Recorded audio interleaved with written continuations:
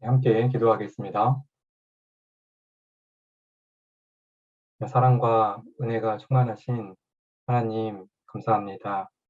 저희를 먼저 사랑해 주시고, 주님의 몸된 교회 안에서 하나님의 말씀을 듣고 또 그제 가운데서 주님의 그 은혜로 양육하여 주신 것을 감사드립니다. 저희는 세상 가운데서 너무나 연약한 모습이 있습니다. 주님께서 그것을 채울하지 아니하시고 저희에게 더욱더 지혜를 더욱 주셔서 사랑하는 가족들 또 지인들 복음을 전할 수 있는 능력을 주신 것을 감사드립니다. 오직 하나님의 그 능력에만 의지하며 이 세상 가운데 살아가길 원합니다.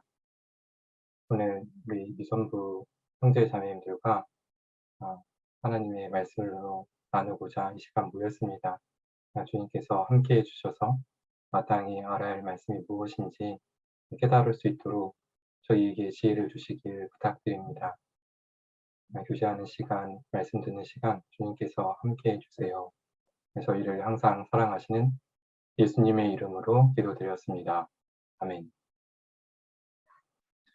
네, 고린도후서 12장입니다.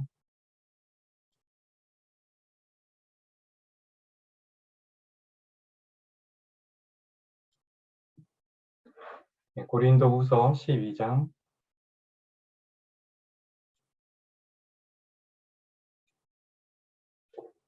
9절입니다.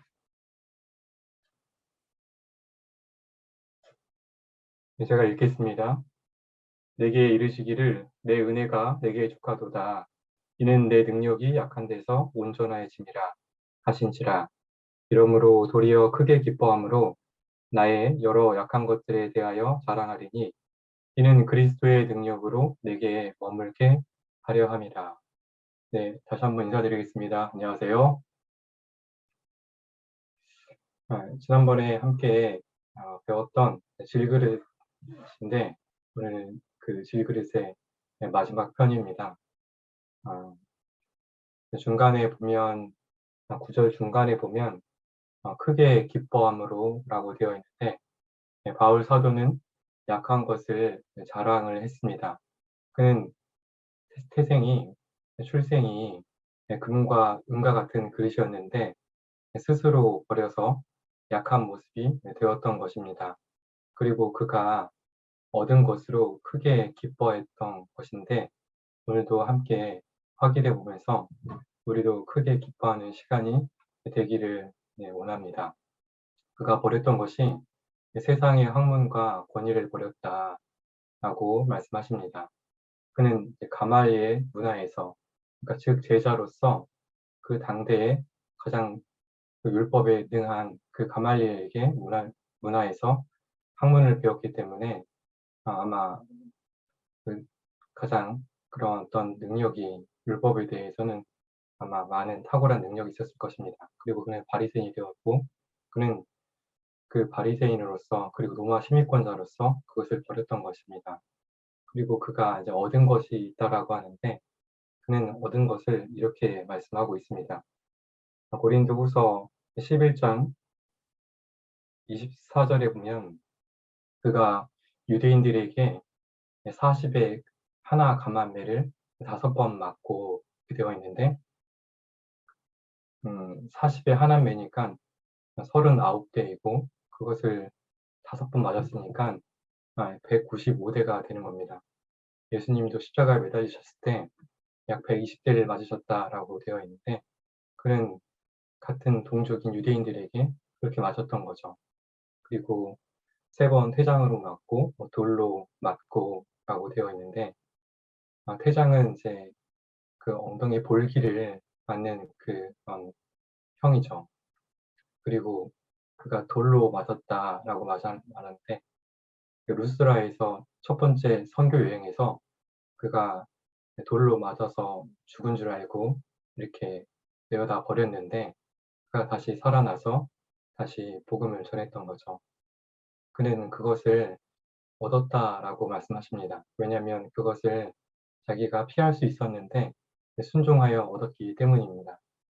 그때는 지금 쓰고 있는 이 고린도 후손이니까 대략 한 13년, 그 2년, 3년, 5년, 그리고 아라비아에서 3년이니까 대략 한 13년 구원받고 나서 한 13년이 지나서 그가 이렇게 얘기를 하고 있는 거거든요.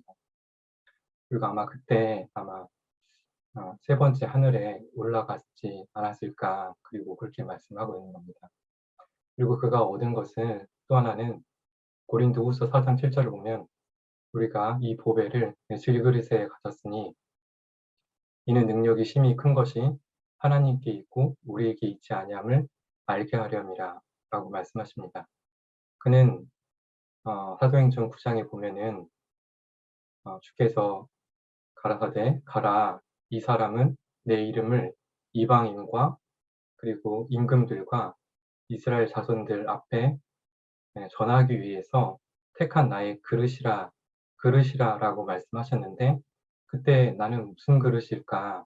그때 사울의 모습은 철과 같은 그런 금그릇 같은 모습이었는데, 그가 그렇게 시간이 지나서 약 13년이 지나서 그는 음, 나는 질그릇이구나 라는 것을, 내가 이 보배를 내 질그릇에 담고 있구나 라는 것을 그는 알았던 거죠. 그리고 그는 그 질그릇을 얻었던 것입니다. 그가 순종해서.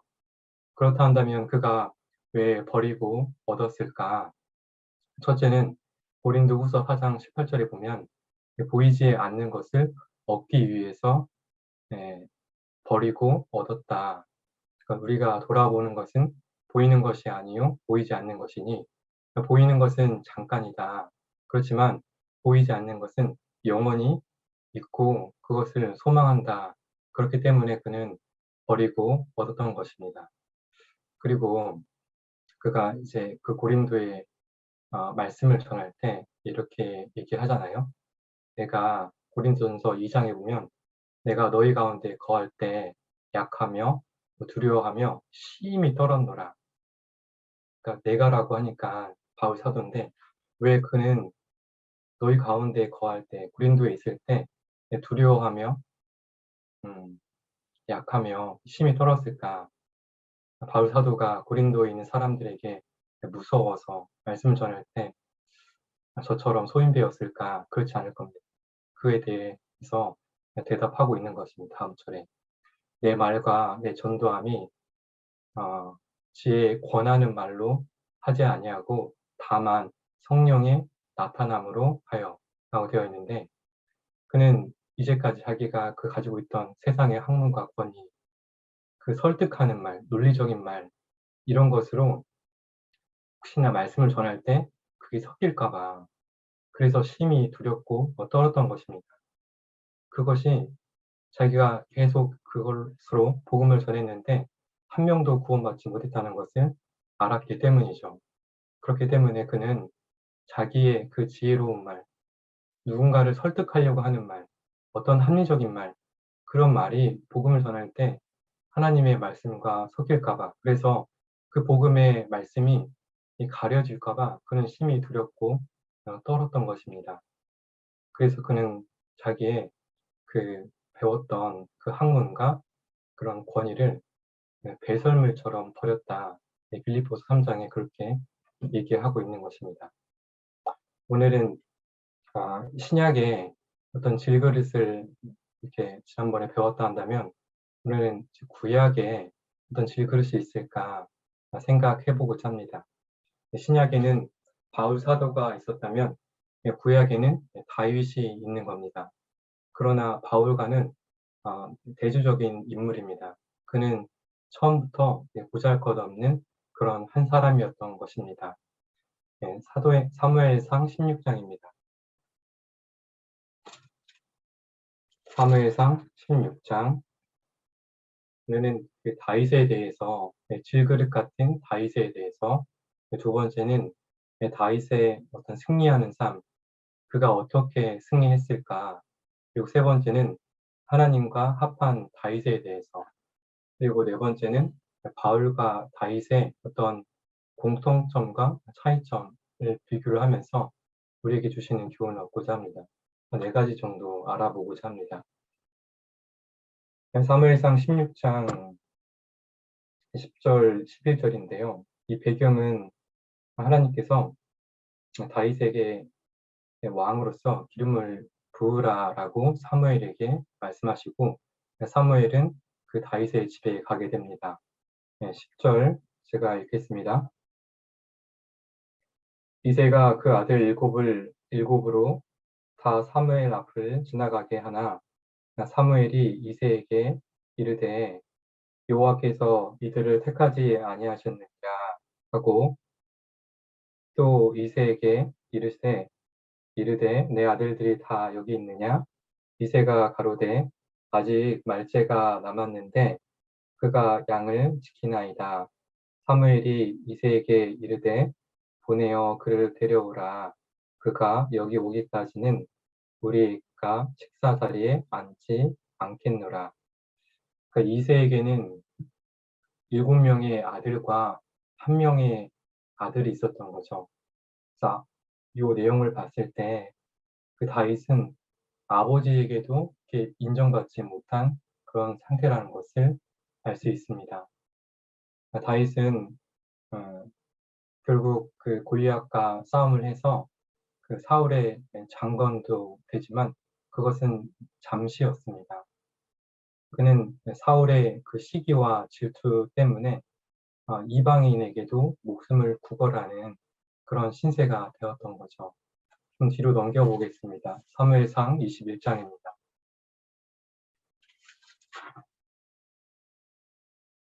사무엘상 21장 10절부터 제가 몇 구절 읽겠습니다. 사무엘상 21장 10절입니다.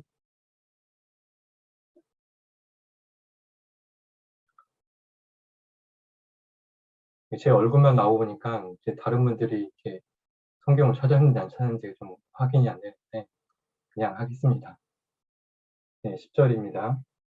그날에 다윗이 사울을 두려워하여 일어나 도망하여 가드 왕 아기스에게로 가니 아기스의 신하들이 아기스에게 고하되 이는 그 땅의 왕 다윗이 아니니까 우리가 춤추며 이 사람의 일을 창화하여 가로되 사울이 죽인 자는 천천히요 다윗은 만만이로다 하지 않았나니까 한지라 다윗이 이 말을 그 마음에 두고 가드 왕 아기스를 심히 두려워하여 그들 앞에 그 행동을 변하여 미친 채 하고 대문짝에 그적거리며 침을 수염에 흘리매 아기스가 그 신하에게 이르되 너희도 보거니와 이 사람이 미치광이로다 어찌하여 그를 내게로 데려왔느냐.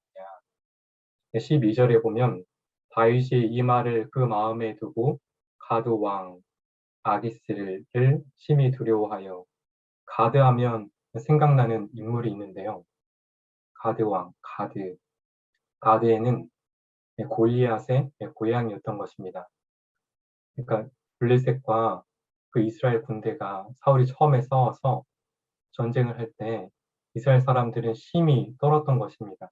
그 골리앗의 하나님을 그 저주하는 말에.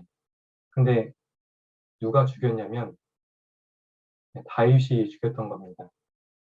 이 사울 왕이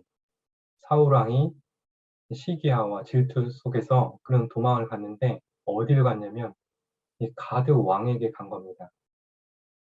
그 위에 보면은 사울이 죽인 자는 천천히요, 다윗이 죽인 자는 만만이로다. 그 전쟁에 승리케 한 그 본인이 그 가드 왕에게 간 거거든요. 그러니까 얼마나 두려웠으면 그가 행동을 변하여 미친 채 하고 대문짝에 그적거리면서 수염을 흘렸던 거죠. 그러니까 그 가드 왕에게 목숨을 구걸한 모습을 우리가 볼 수 있는 겁니다. 그리고 그 질그릇된 다윗의 다른 모습은 사울 왕에게서도 나타납니다. 사무엘상 26장 뒤로 좀 넘겨보겠습니다. 사무엘상 26장 22절입니다.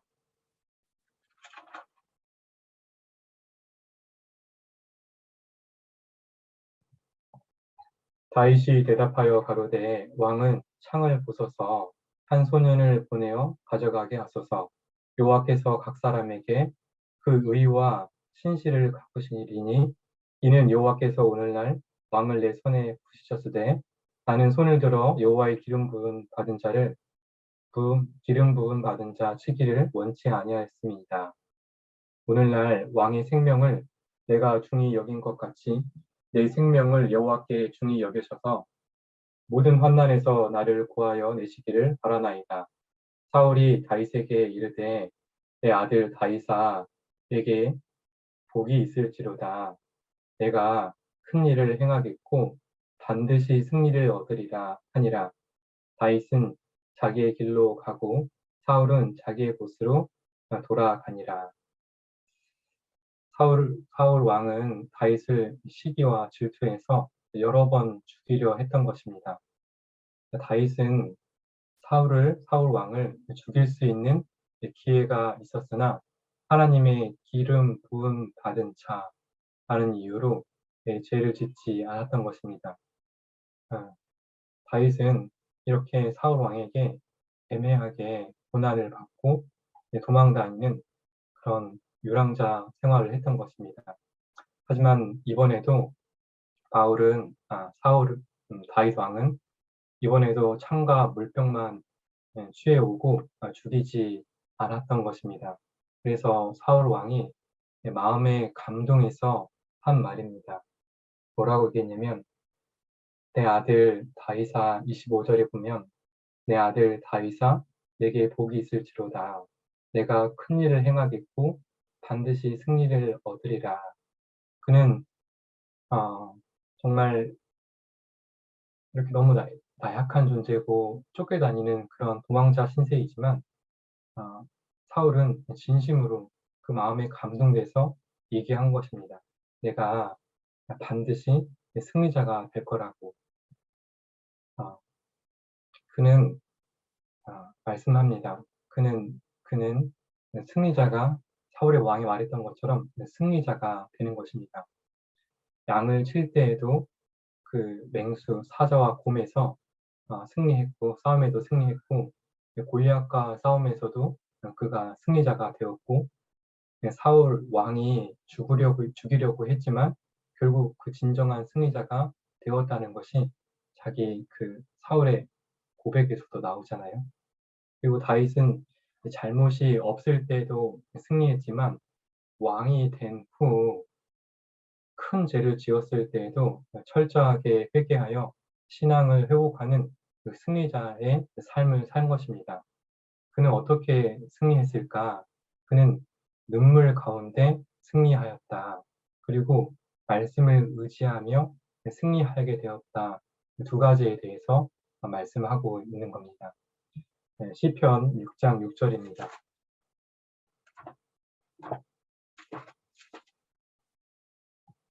시편 6편 6절입니다.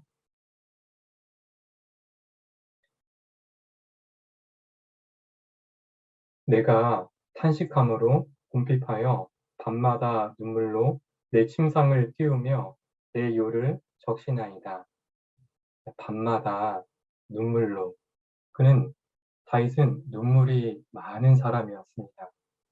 그리고 그 눈물 속에서 그는 간절하게 하나님의 그 은혜를 구했을 것입니다. 성령의 도움을 요청하면서 기도했을 거라고 생각이 듭니다. 그리고 시편 56편입니다. 시편 56편. 시편 56편은 그 앞에 보면 어떻게 되어 있냐면 영장으로 요낫 엘렘 루우김에 맞춘 노래 다윗이 가드에서 블레셋인에게 잡힌 때 그러니까 3일상 21장을 우리가 읽었는데 그 가드 왕에게 잡혔을 때 그때 시로 적은 것입니다. 그의 마음을 56장 8절 11절 제가 읽어보겠습니다. 나의 유리함을 주께서 계수하셨으니 나의 눈물을 주의 병에 담으소서. 이것이 주의 책에 기록되지 아니하였나이까. 내가 아뢰는 날에 내 원수가 물러가리니 하나님이 나를 도우심인 줄 아나이다. 내가 하나님을 의지하여 말씀을 찬송하며 여호와를 의지하여 그 말씀을 찬송하리이다. 내가 하나님을 의지하였은즉 두려워 아니하리니 사람이 내게 어찌하리까. 가드 왕을 만나서 그 침을 흘리며 그 대문짝에서 부적거릴 때 그는 이렇게 고백하고 있는 것입니다. 내가 하나님을 의지하였은즉 두려워 아니하리니 사람이 내가 어찌하리까. 그는 기도 속에서 승리하였다라고 말씀하십니다. 그리고 또 승리한 배경이 시편 1절에 있는 것입니다. 시편 1편, 시편 1편으로 넘어가 보겠습니다. 그는 어떻게 승리하느냐? 내가 말씀에 의지하여서 순종해서 승리하였다라고 말씀하십니다. 시편 1편 1절로 3절 말씀입니다. 복이 있는 사람은 악인의 꾀를 쫓지 아니하며 죄인의 길에 서지 아니하며 오만한 자리에 앉지 아니하고 오직 여호와의 율법을 즐거워하여 그 율법을 주야로 묵상하는 자로다. 저는 시냇가에 심은 나무가 시절을 쫓아 과실을 맺으며 그 잎사귀가 마르지 아니한 같으니 그 행사가 다 형통하리이다. 그가 어떻게 형통케 되었느냐? 그가 어떻게 형통하여 승리를 얻었느냐? 2절에 보면 오직 여호와의 율법을 즐거워하여 그 율법을 주야로 묵상하여서 내가 하나님의 뜻을 알고 순종할 수 있지 않았느냐? 내가 그 믿음 가운데 행할 수 있지 않았느냐? 결국 내가 형통케 되었는데 그 승리의 배경은 내가 말씀을 의지해서 나아갔다라고 말씀하시는 겁니다. 말씀을 그가 읽었던 이유는 승리할 수 있었던 것은 간절한 기도 속에서 하나님의 능력을 구했던 것이고 말씀을 의지하여서 순종하며 나아갔다는 것인데 예전에 제가 교회 학교에서 이제 봉사할 때 이제 교회 학교에다가 이제 구역장을 했으면 좋겠다라고 교회 요청이 왔었어요. 근데 이제 그 두 가지는 사실 너무나 제가 하기는 벅차다라고 생각을 너무 많이 했었고 그래서 이제 첫 해에는 좀 어렵겠다고 말씀을 드리고 두 번째 해도 이제 목사님께서 이제 그 구역장도 같이 했으면 좋겠다라고 말씀하셔서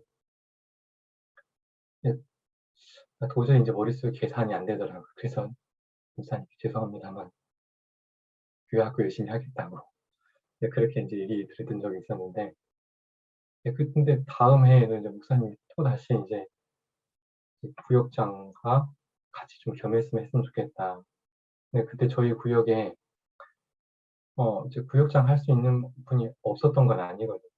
근데 왜 그렇게 얘기하실까? 그래서 근데 여튼 그 세 번 이렇게 말씀하시는데 아, 더 이상 이제 할 수가 없겠더라고요. 그래서 예, 알겠습니다. 그렇게 하겠습니다라고 했는데 제가 이제 교회학교와 그 교육장 같이 하면서 저는 이제 못할 줄 알았고 제 예산은 충분치 않다라고 생각을 했는데 이것도 못하고 저것도 못하면 구역에도 폐를 끼치게 되는 게 아닌가 그런 생각을 했었는데 그 이제 하고 나니까 아, 되게 이제 하나님이 그 교회학교에서 채워주지 못했던 부분들을 이렇게 그 구역에서 봉사를 통해 가지고 이렇게 채워주시는 것을 이제 느끼게 되었던 것 같습니다.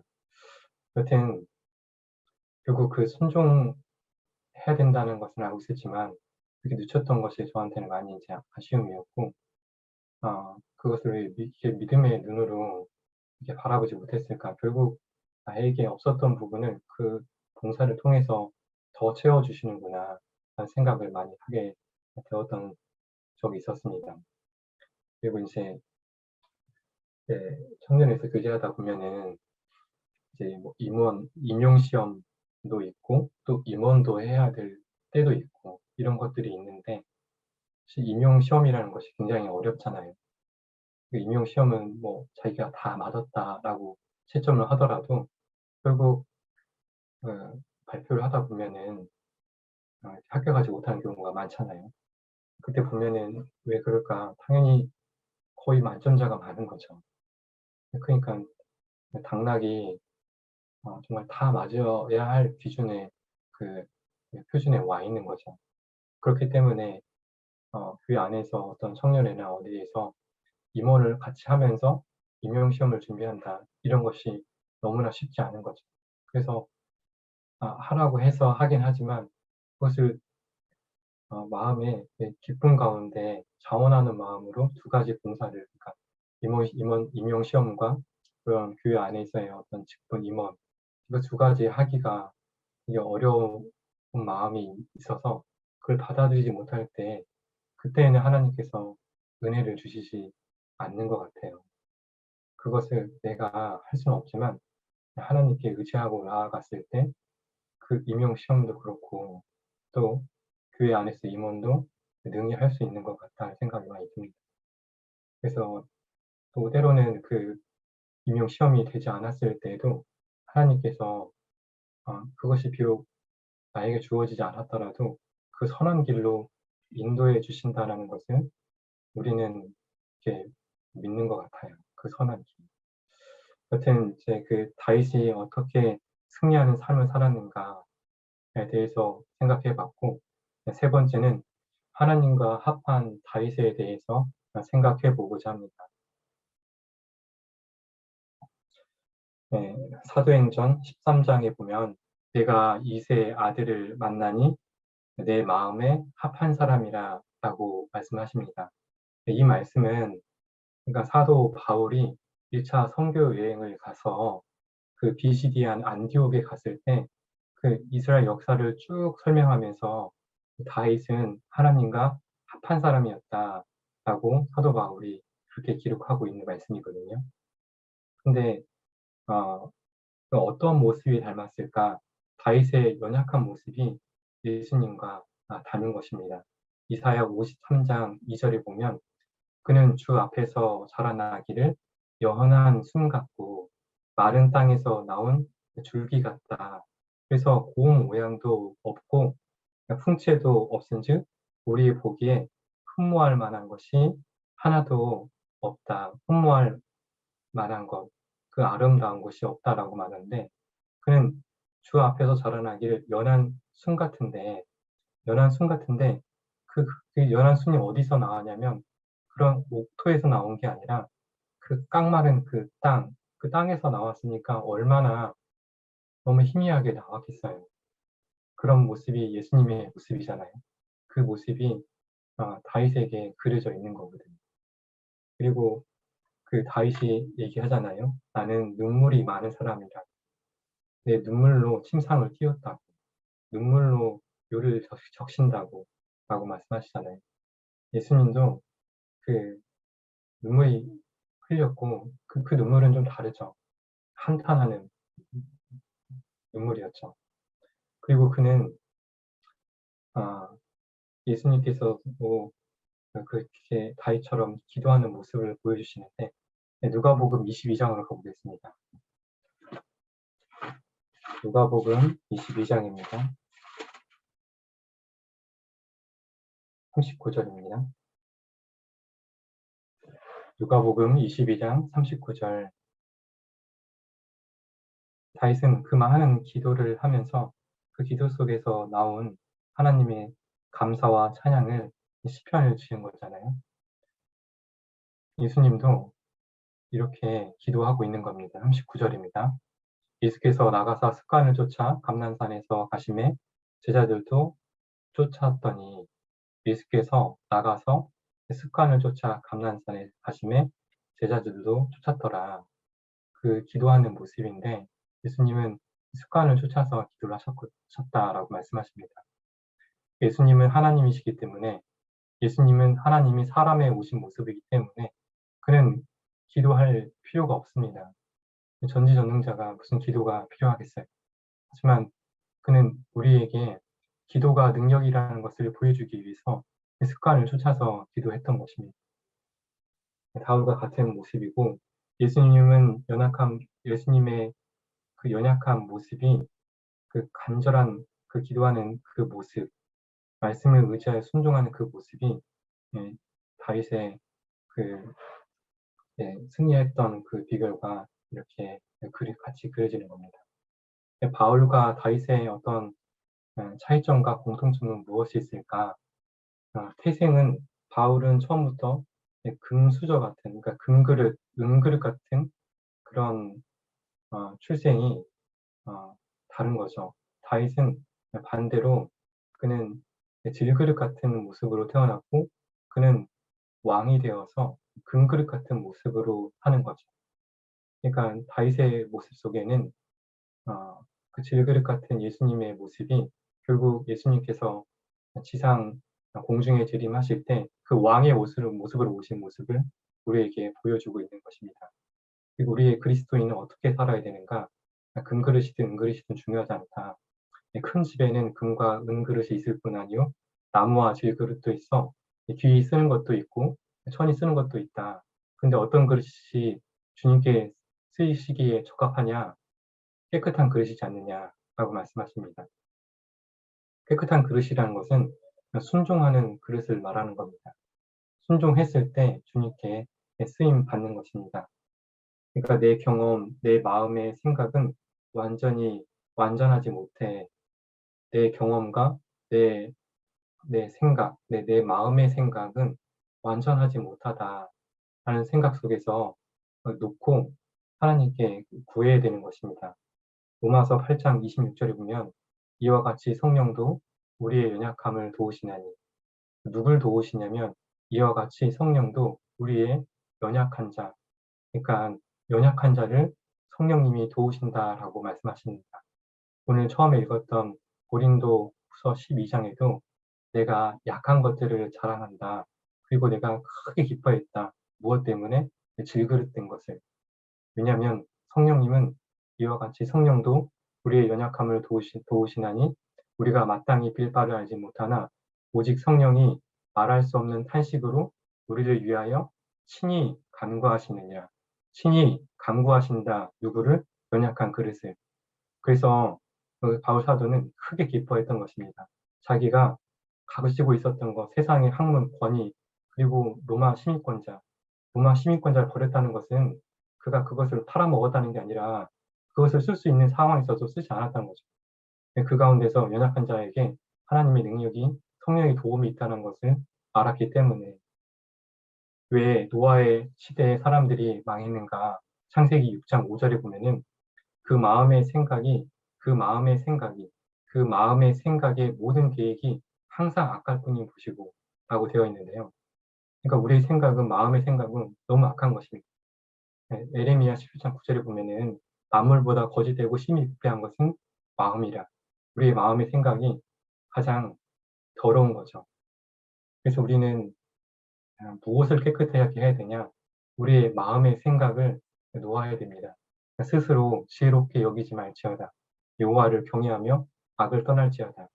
스스로 지혜롭게 여기는 것은 여호와를 경외하는 것도 아니고 그것이 악이다라고 말씀하시기 때문입니다. 우리는 어떤 그릇이 쓰임 받느냐? 바울 사도와 다윗을 통해서 확인해 봤습니다. 어떤 그릇이냐? 깨끗한 그릇이다. 깨끗한 그릇은 순종하는 그릇인데 자기의 마음의 생각을 완벽하지 않다라는 사람이 하나님께 매달리고 기도할 수 있으며 성령의 능력을 구하는 자가 되는 것이다 라고 말씀하고 계시는 것입니다. 여기까지 말씀드리겠습니다. 감사합니다.